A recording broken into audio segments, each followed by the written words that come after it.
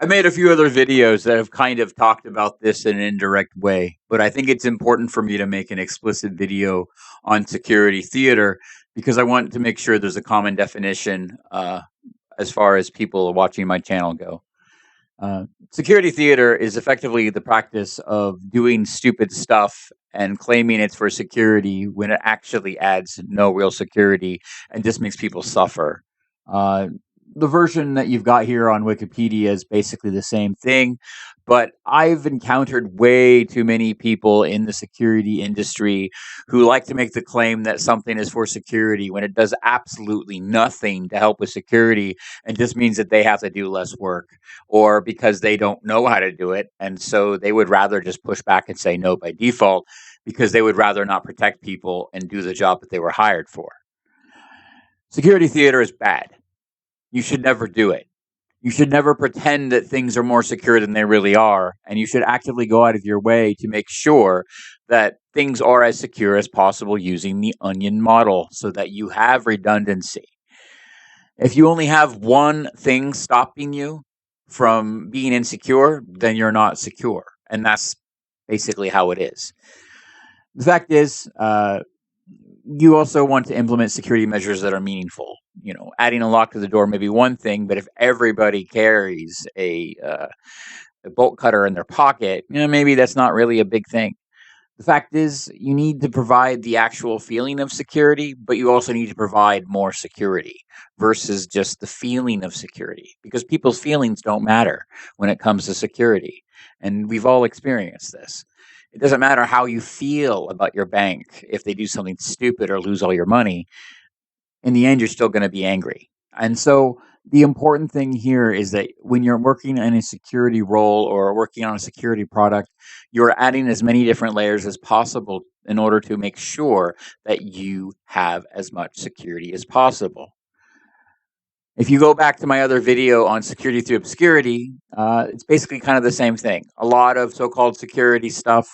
In fact, if you go back to the original lock case, it was all about, hey, people don't know how to get past this thing, so therefore it's secure. And that's security theater right there.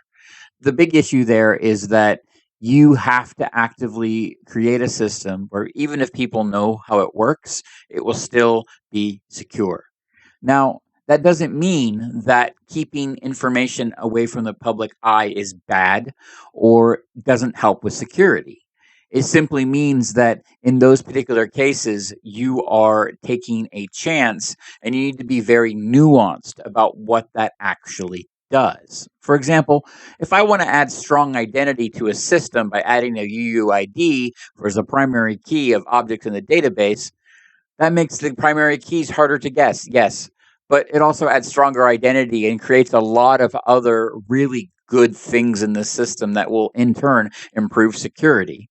And so it's not just about the guessability of a value, and it's not just about the ability to guess it, because let's face it, the RFCs say you shouldn't do that. You shouldn't depend on the guessability of a UUID. And so it's just another layer. And so as a result of that, look at what you're doing and ask yourself if it really, really helps. And if you're in a situation where you find that something you have as part of your security isn't really adding to the security at all, or it's creating problems for users and hurting the CIA triad attribute of availability for users, then maybe you need to reconsider it. And maybe your system would actually be more secure if you removed it. The fact is, at the end of the day, security theater is about acting like things are secure when you know they're not. If you have this idea in your head that something isn't as secure as people think, go do your due diligence, validate that. And if you're right, make sure people know, because that's your job to protect people in those cases when you're on blue team or yellow team. That's your job. You want to help and you want to protect. So go do that. But keep in mind that the security theater that goes on isn't always bad. Okay? Because sometimes just people knowing about something can be a bad thing. It can be a negative issue for a country or a company or whatever. And so, as a result of that, a perfect example would be your bank account balance. Do you want people knowing how much exactly you have in your bank account? Well, no. And guess what? We have security through obscurity there, don't we? That value is obscure, so you're more secure. So keep in mind that security theater and security through obscurity may not mean what you think they do. They have very formal definitions, and there's a very nuanced way of thinking about it. So if you make the wrong claim, I will call you out about it.